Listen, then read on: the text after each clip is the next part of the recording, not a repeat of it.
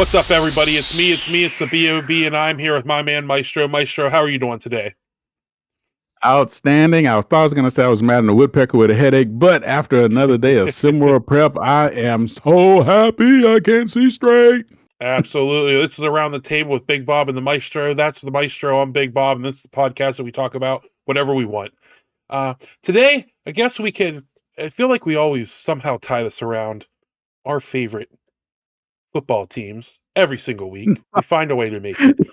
Let's try and focus more on, we're going to focus on it. I'm trying to think of a way to make it not about them, but I can't do it. Attitudes, teams, players with attitudes. Are they worth the headache? Sometimes, yeah. Sometimes they might be. Right now, we have one of the biggest names in SWFL history, Aaron Rodgers, sitting out there as a free agent at 41 years old. Does he still have something left in the tank? Some people say yes, some people say no. Some people blame his injury from his first year in the Jets. Some blame him being on the Jets in general. To be fair, we look back at the trajectory that people expect this to go, the Brett Favre trajectory. When Brett Favre's with the Jets, he was playing extremely well football until he hurt his arm, but nobody knew that he was hurt. And he was a guy, he was the Iron Man. Nobody was there was nothing, I think, what was it, when his dad died, he still came out and threw 5 touchdowns against the Raiders or something, like 4 in the first half or something. It was something crazy. Exactly. He was a guy that was just going to keep on playing. Aaron Rodgers, does he have that same mentality? Not really, and that's kind of hurting him right now, I think. But like, what is your thoughts on these players with big personalities, and the personalities that really put a negative light on your organization? What are your thoughts on these types of players, and why is Aaron Rodgers still sitting as a free agent right now? You know, that reality, my man, of, okay, you can have a big personality, see Lawrence Taylor. Yep. Heck, for that matter, even see someone that doesn't they might have the talent, but you'll never know it. Somebody like Jameis Winston, right? Yeah. Somebody who has a big talent, but somehow their talent coalesces the team around them. Mm-hmm. And quite frankly, from the beginning, now maybe because it's the way he was trained, I don't know, but Aaron Rodgers specifically has never been that guy. And then, so you think about, he gets drafted, Brett Favre has a moment of like, I can't believe they drafted this guy, blah, blah, whatever, and all of a sudden it's like, they got my replacement. I feel some kind of way. And then Aaron Rodgers says, well, I want to be here anymore. If he's going to be here, trade me, whatever. So all this contention, Brett Favre is gone. Aaron Rodgers moves into the, moves to the starting spot. Then guess who? Green Bay Packers draft Brett Favre's replacement. What does Aaron Rodgers do? It's the exact same thing Brett Favre did that he banged him for back in the day, right? Yep. So, but the difference was Brett Favre, though a big personality, was someone that the team loved, regardless of how or whatever he would do. The team always, no matter what team he was on, they always wanted to play for number 4. Yep. And that's something that that's something Aaron Rodgers doesn't have. That's something that even like a Ben Roethlisberger, would get knocked down hard. Sometimes. And sometimes. It was pretty hard to knock him down. That's true. And what was funny is, whenever you see a quarterback go down, you see the lineman rush, like, after a sack, they rush to be the first guy there to pick him up. Yep. I can't tell you how many times I see Roethlisberger would go down and no one would walk over. And so what does that tell you? As no matter what was going on, he was so much of a me person. Let's leave the personal stuff that happened out of it at some bathroom at a Stuckey's in Georgia. But too soon. Aaron Rodgers is that same sort of person, that big personality, that big game ball player, but on a team where so many players are anonymous in the NFL. If they don't like you, they don't like you. Yeah. And yes, I want your talent, but no, I don't want you. And I think that's what Aaron Rodgers is going through right now, my man. I have a theory of why I expect the Minnesota Vikings to sign Rodgers, despite all the Mm. smoke that's going on right now. But I Mm-hmm. think what the Vikings are doing right now is what Vladimir Putin does to anybody when he is going to any kind of conference to meet other world leaders or anything like that. They are showing up late to the conference to show that they are. It's about me. It's about Yeah. us. It's not about you. Right. And I truly believe right now they're trying to knock Aaron Rodgers down a couple pegs to say, if you're going to come here, it's not about you. Right. It's about the Minnesota Vikings and it's about winning. It's not about your podcast or you going on the Pat McAfee show and talking about this or that. You're not going to miss time because you're going on a vacation. You're going to be here with the team. And I really think this is a power move by the Vikings, something that a lot of teams think have been afraid to do with Rodgers. Mm-hmm. I Mm-hmm. really think it's a power move to show him this ain't about this. It's on our timeline, not yours, and you can sit there and wait, and you can continue to sit there and wait because it's either us or it's the Steelers or it's the Giants or it's Right. nobody. Yeah, and so okay, so now we know the words went out that Chicago might have been in play at one point or whatever, and Big Bob, I think you're beyond correct. That idea of everybody's trying to settle their way because there's another quarterback out there in Atlanta, Kirk Cousin, Yep. who was everybody's favorite church boy, but for some reason that transfer from now going from Washington where he originally was drafted behind RG3, I believe, to going to Minnesota where he became the Kirk Cousin that everybody seems to respect and care for, and then using that series quarterback. Now he goes to Atlanta. What does he do? He costs Atlanta draft picks by admitting that he communicated with the team before he was legally allowed to. Yep. Then he gets there, he gets hurt, he loses 30 miles per hour off of his arm in terms of being able to throw the football, and throwing it basically at a pee wee level of fastball. And now with them moving in the young man that's stepping in for quarterback, um, Michael Penix Jr., who everybody is in love with and loves the way he's leading the team. Now all of a sudden, Kirk Cousins becomes the most expensive backup probably in the Yep. history of the NFL, right? He had a meeting with Arthur Blank. He wanted to be traded. And trust me, I'm coming back to Aaron Rodgers. He had a meeting with Arthur Blank, the owner of the Falcons, and who knows what was said. But obviously, I think the Falcons said, you cost us one draft pick. You came out and said you were hurt, and then you said you weren't hurt. It was a clerical error, which caused the team to get fined. So Mm-hmm. he's hurt the team again. Then he's hurt the team by I forgot how much guaranteed money is on his contract, but it's putting them in basically cap. You Probably know what? all of it, probably. Yeah. So now, okay. So all of a sudden, it's like, no, we're not doing you any favors, dude. You're gonna be the most expensive backup in the history of the NFL.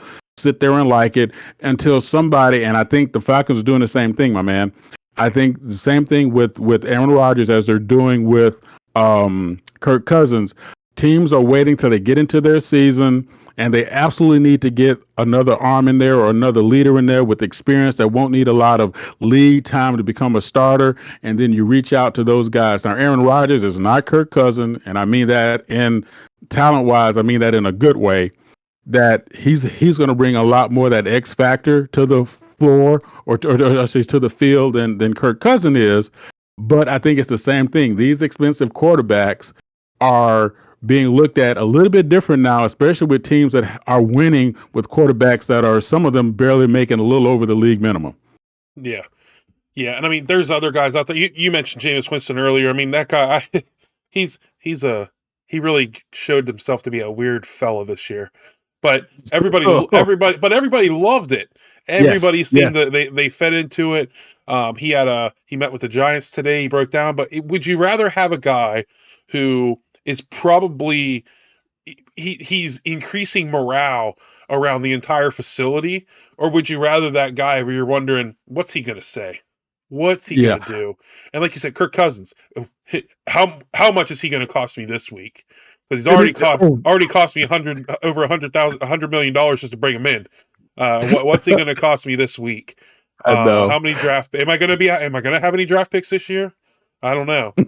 And oh, by the way, you're talking about a team, the Falcons, and I'm going to need you to fact check me on this, Big Bob. The Falcons in their second season, so I think they came into the league in 1960 or whatever, or not 1960, whatever it was. Their very next year, they were horrible, and they were given 16 draft picks. None of those draft picks made the roster. Oh, Like geez. 16 people drafted back in the day when it was multiple. I mean, the draft was really deep and there was fewer teams. None of those and you look at the way the Falcons have drafted throughout history. I just use that as an example to say, look at how they've drafted throughout history. They've not been the best drafting franchise in the in SWFL. Period. So, and I'm saying that, and I play for the, and I'm sorry, and I'm for the Jets. So for me to say that is huge, right? So, there's a reality of this is a team that doesn't pick well anyway, and you hampered them even more. And getting back to like what you said, I would, as if I was a GM, I'd rather have that player because if they're good enough to be in the pros, they're a good player. Give me that player who's going to make the team come together, be a team, and guess what you'll get? You'll get the Dallas Cowboys from their multiple championship years. People don't realize when Jimmy Johnson came in right after Tom Landry, he ran the Cowboys like a college team. And those players to this day, and every time you hear them speak and they talk about those teams, that's what separated them from all the other NFL teams at the time when you thought the days of franchises and dynasties were over. Here come these upstart young Cowboys. Now, yeah, they were a little out the box, and Jimmy Johnson didn't exactly run good boy basketball team. Some good boy football teams in college either. But but that energy that he brought to the table, and that's what made the Cowboys so different from everybody else. And it was when he was gone that they lost that, and they've gone back into what they are now. I'm sorry, I don't count that next championship with Barry Switzer as a Barry Switzer whatever, which is a whole nother story. So but give me that person as out of the box as Michael Irvin was, as out of the box as some of the other players on that team could be, Leon Ladden, etc. They all came together. Now, granted, they happen to be super mega talented players too, but that gave them that extra, right? And then you look at the teams that won championships that maybe had one or two really standout players. But if you had to really think about the names on the team, you start to struggle. See what I'm saying here, right? Give me those guys every day, because I know I'm going to get every day. I'm going to get high quality, level play, consistent play, and I can win with that, as opposed to a box of chocolates. You don't know what you're going to get. Yeah. 1967 SWFL draft. Atlanta Falcons had 16 picks. Okay. 3 of them played. 2 of them lasted 1 year. Okay. And the other one lasted 3 years. Okay, so I was close. a total of 31 games played between the 3. Oh. One of them played in 27 games. Okay. So well, there you go. But that's a deep cut. That's a deep cut for everybody. 16 draft picks, and only 3 of them, all 3 of them were out of the league within 3 years. Yeah, 2 of them after 1. That is some terrible, terrible drafting. Don't ask me what's in my head. Just don't, because it just pops out. I don't know if we need to ask you. You lay it all out. You lay it all out for us, no matter what. But it's amazing. It's like I wonder how many players did they whiff on that. How many times did they whiff on a player? I mean, they had 16 picks. How can you miss so poorly? I mean, there's Hall of Famers after multiple picks. It blows. Some teams are just bad. Some teams are just bad. They're good at being bad. They're just good at being bad. You think about the Atlanta Falcons history. Outside, who was there? Who before Vic really made them stand out? Gosh, oh my goodness. Okay, so think about Atlanta Falcons and even before they were the Atlanta Falcons that we think of that end up going to the Super Bowl and losing Yep. Not the team that lost to the whatever the Patriots or whatever, but the team that went. I'm sorry, that was the team that lost to the Patriots 28-3. But the team that went to the Super Bowl before that, when the guy who led the SWFL ministry service got caught with a prostitute and his Man of the Year trophy in the back seat. I'm sorry, too soon. I know. So forget about that. They went through a stretch there where there was even thoughts of the Atlanta Falcons not even being the Atlanta Falcons anymore. Like they were like, in the case of like the Rams had just moved again. I think the Rams got moved again. The Chicago Cardinals were now the St. Louis Cardinals. So it was like, you know what, that team, I don't know if they're going to work there. Let's try to get them someplace else, because in Georgia, the University of Georgia football, Georgia Tech football, the college ball rules, right? So there was a lot of competence. By the way, that's where the Falcons colors come from. So there's a lot of attention given to them in terms of how they were always the fourth best football team in the state. So they, and I think, oh my goodness, I think they had like Billy White Shoes Johnson was a kick returner and wide receiver there. And as much as I love Billy White Shoes Johnson, he's not a number one receiver. Okay, Justin Jefferson, he's not. And I love the guy as a human being, by the way. But just so they had some really good players, but everything around the team. They had Brett Favre. I don't know if people remember this. Brett Favre's career started with the Falcons. His very first touchdown pass was to himself as a Falcon, threw it, bounced off the back of an offensive lineman. He catches it, falls in the end zone, and then the drinking started. So, Painkillers got him out of there. Painkillers got him out. Imagine how different history would be if there was a whole controversy. I think did the coach draft him to piss off the owners? Something happened. Yeah. There was no agreement. Exactly. That's exactly what happened. And he was like, I'm trading him after this year. And it's like, the rest was history. I mean, went on three straight MVPs, shared the one with Barry Sanders, Super Bowls with the Packers. I mean, what did the Falcons do after that? A whole lot of nothing. Exactly. Let's do it. I said, who really did anything for the Falcons before Vic got there at quarterback? They do have a Hall of Fame quarterback. Yes. Can you guess who that is? Oh my goodness. I see his number. I was a big guy too. Oh my goodness. Oh goodness. I'm sorry. Call the name. I don't want to waste any time. Huge name. Big name.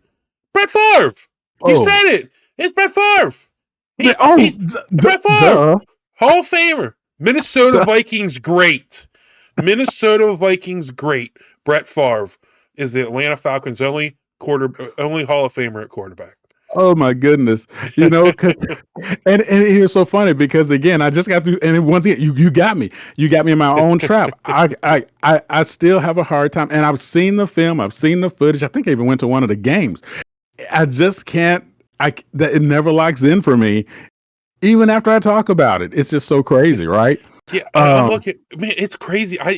The Falcons just, I mean, I've never thought about them being like a really, really I've always thought about them having talent, but I am looking at this Hall of Fame list, and there's only all the players. They're just like Favre. It's like they played a season or two. Yep. It's like the only players that really had extended time with them. Deion Sanders spent 4 seasons there, 5 seasons there. Which funny, he never counts. He never counts that himself, believe it or not. No. Claude Humphrey, a defensive end, 1968 to 78. I think that might be the longest tenured player. Morton Anderson, a kicker. Yep. Tony Gonzalez. But then they've cherry picked everywhere. They got Eric Dickerson. They got Brett Favre, Dwight Freeney, Devin Hester. And you go, these guys played for them? Jonathan Vilma. You get all these great players. And then flip it over, right? A team that's picked number one, my New York Jets, right? Yeah. But everyone who did well, going back to not just Keyshawn Johnson, going back to I'm going to take everybody in the way back machine. Believe it or not, one of the most famous running backs for then called the Washington Redskins, got his start with the New York Jets. And his name is escaping me right now. It's killing me. So you have to look that up, guys, because it's not Riggs, is it? Is it Riggs? Oh, yeah, no. Yes. That's it. Yes. Is it? That's it. I can't. That's it. what was I was going to say Henry Riggs, but I was thinking of Henry Ruggs. But Riggs was he? That's the one I could think of. I don't know.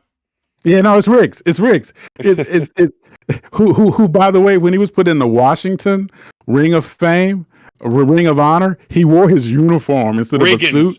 There we go. John Yeah. Riggins. John There we Riggins. go. That's thank you. With the Jets, of course, everybody knows Joe Namath. Everybody knows all this. But look at all the great players that have gone through the Jets, and look at how many almost they've had. So when your boy breaks out his gear, here we go.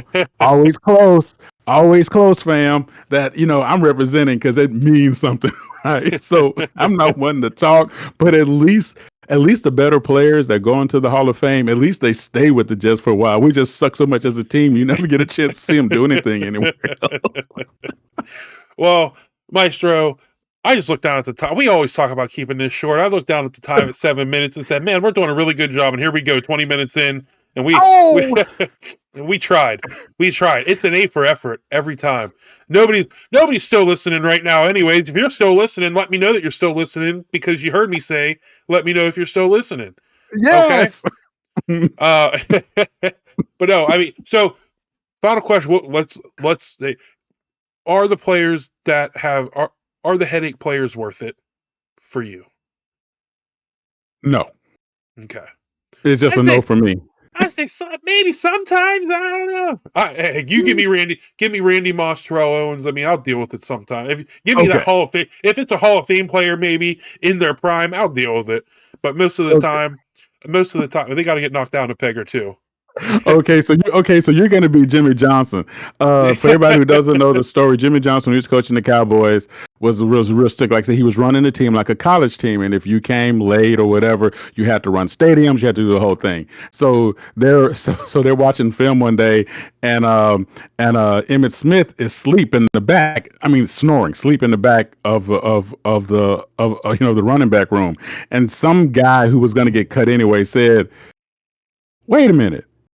Emmitt Smith is asleep." And Jimmy Johnson says, "You're not Emmitt Smith." Oh, that's going to be you, Big Bob. You can be that guy. No, you're not him. Emmitt Smith is asleep. Yeah, you are not and will never be Emmitt Smith. So go ahead and pack your stuff up now and get out of here. Well, Maestro, I appreciate you as always. You got any final words for the people? Let's love y'all. Appreciate y'all so much. Thanks for hanging with us. Thanks for helping us get together with our new format here. Love with my fun size boo. And if you have any comments, any questions, any topic you want to hear us talk about, no matter what it is, because we will talk about it. Go on and give us a drop. Yeah. Go on and drop it down there so we can chop it up for you. Yeah, and we'll talk about it for about 2 minutes and give you about 18 minutes or 30 minutes of stories of whatever else. Well, Maestro, I appreciate you as always, and I hope everybody has a great rest of their week.